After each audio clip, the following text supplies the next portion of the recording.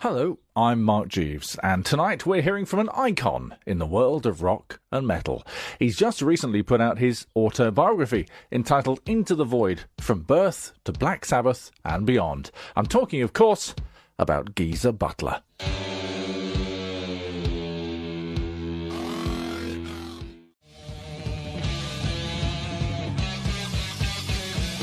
Geezer Butler, welcome. Thank you very much. Nice to have you here.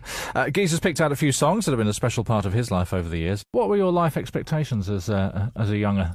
Not a lot. Growing up, we were like very strict Catholics, so at first I wanted to be a priest. That could have worked out. And I used to be a religious maniac, actually, when I was a kid. I used really? to go to church every Friday and Sunday, and instead of buying toys that other kids would buy, I'd buy like religious statues and medals and things like that. Fantastic. And read Bibles all the time. Yeah.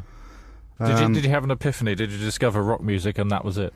Well, I discovered rock music really when the Beatles arrived. I mean, because of my three brothers, they loved Elvis and Buddy Holly and Eddie Cochran. My sisters loved Cliff. So, and that really wasn't my kind of music. And then as soon as I heard the Beatles, it was like, oh God, at last somebody's speaking for me.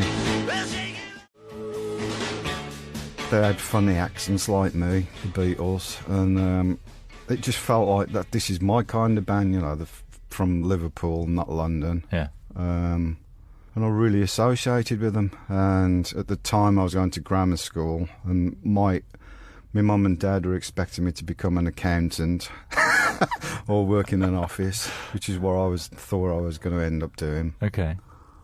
But once the Beatles came along, it's like, that's what I want to do. You know, I have to do that.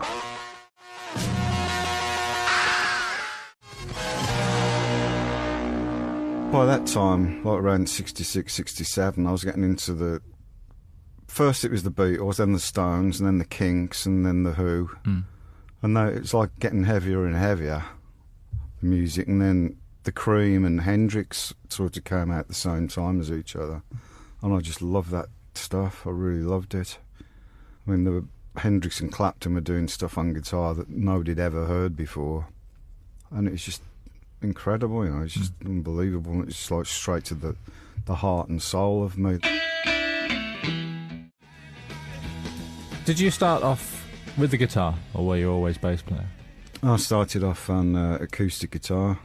My brother bought me one for 50 pence. That must have been a storming bit of kit. Yeah, and I was about 11 at the time. It had 2 strings on it. And it took me 2 years to figure out that if you put your fingers on the frets, it changed the note. Oh, right. So you had quite a simple form of playing to start with. Yeah, and of course I was trying to learn all these Beatles chords on like this guitar with 2 strings, absolutely impossible. Slight handicap. And I think for my 14th birthday, my other brother bought me an actual 6-string guitar. And I just started learning all the Beatles stuff. How did you end up with a 4-string then? When Sabbath got together as Polka Tulk Blues Band, or Earth, or whatever we were called back then. And after I'd seen, because Cream had been such an influence on me, I loved the way Jack Bruce used the bass. You know, it's just like amazing. He was doing on bass what Hendrix was doing on guitar. Yeah. You know, I've never seen bass being played. I didn't realise bass could be that important in a band. And rhythm guitar at the time was sort of really going out of fashion, because Hendrix didn't use a rhythm guitarist, Cream didn't use a rhythm guitarist. And they were my 2 favourite bands at the time, and so I just made the decision I wanted to switch to bass.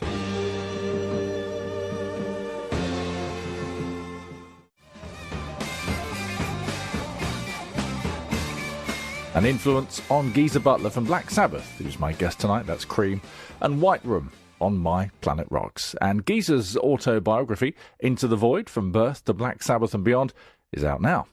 On the way next, though, Geezer talks to us about the heaven and hell years of the band when Ronnie James Dio joined.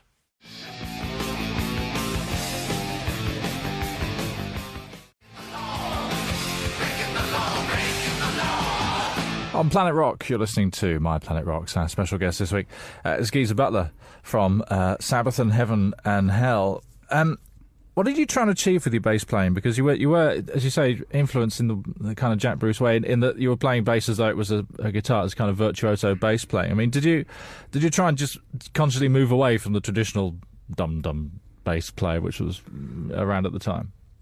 Yeah, because it was, I mean, at first it was just all the blues-like riffs on bass, the 12-bar stuff. And then, I don't know, I think it was playing riffs and stuff like that on bass.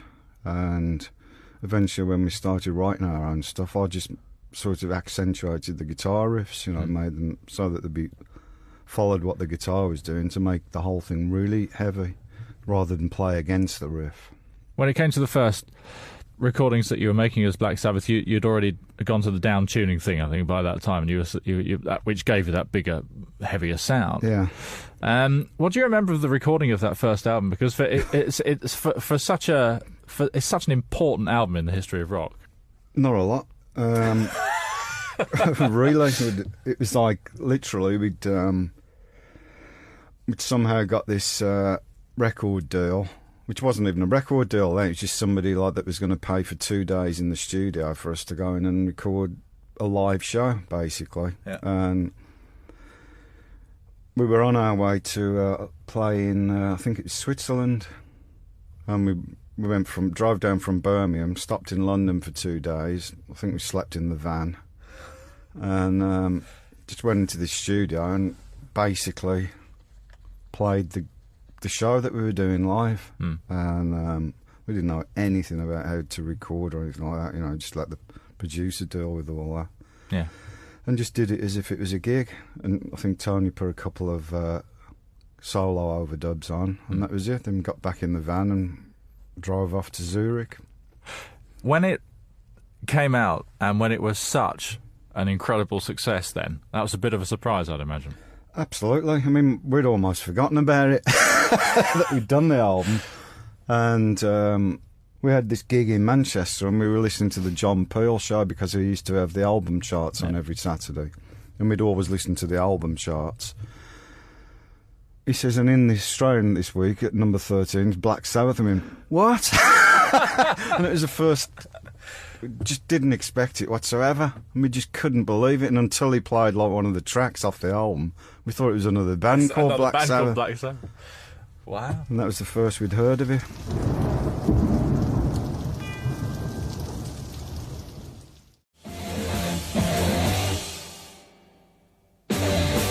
For a time, in that period, there were three bands that dominated the world, it seemed. There was Led Zeppelin, there was Deep Purple, and there was yourselves. When you're in the middle of that, can you actually comprehend what's going on, or do you not feel like you're in the middle of a whirlwind? Because that's what you kind of were, weren't you? You don't feel it at all. Right. I mean, you know that you can see Zeppelin are doing really well because we used to like their stuff and everything, and you actually read about them. But I think when you read about yourselves, it didn't really sink in.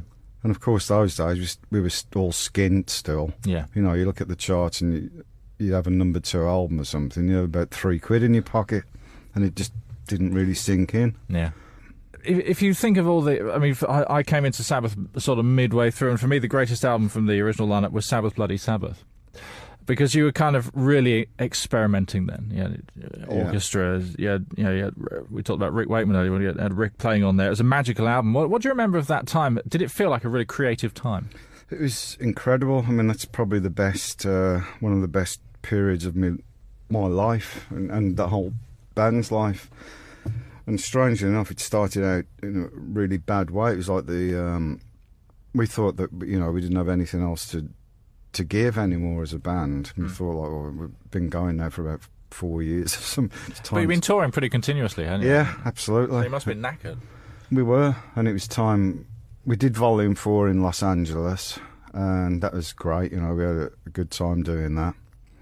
And it came to do the Sabbath Bloody Sabbath, the new album.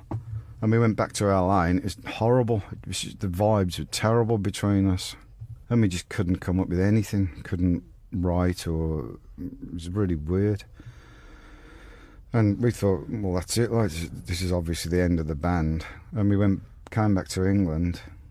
We had a few weeks off, got freshened up a bit, and had time off from each other. And we just got together and said, let's give it one more try. And we got this place in Wales we went to. And the very first thing that Tony came up with was the riff to Sabbath Bloody Sabbath. And we all just went, yes!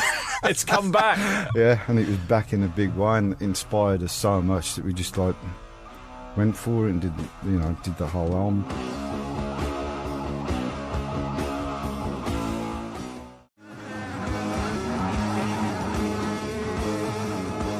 Our special guest is Geezer Butler on My Planet Rocks, picking a few of the tracks that are important to him.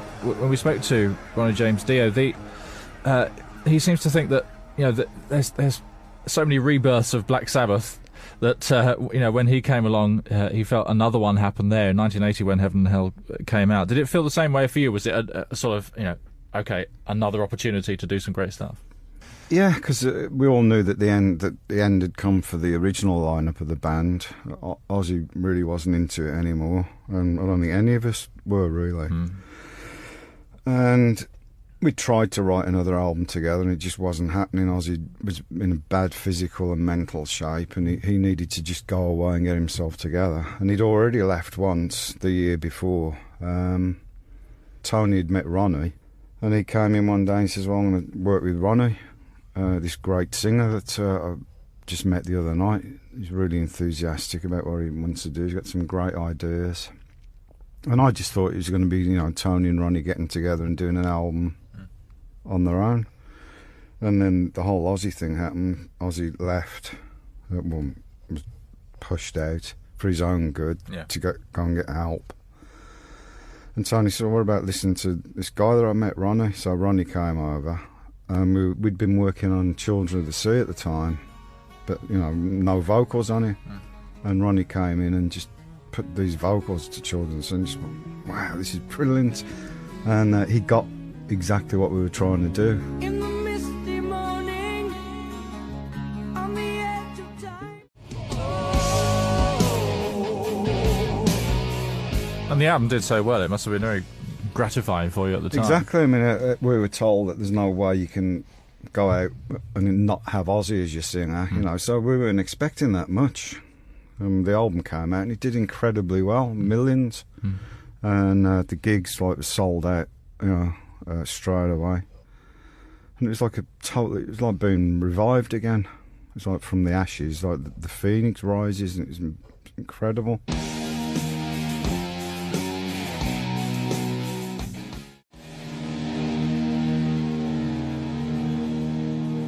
The final track from our guest tonight, Geezer Butler, on My Planet Rocks. That's Black Sabbath with Heaven and Hell.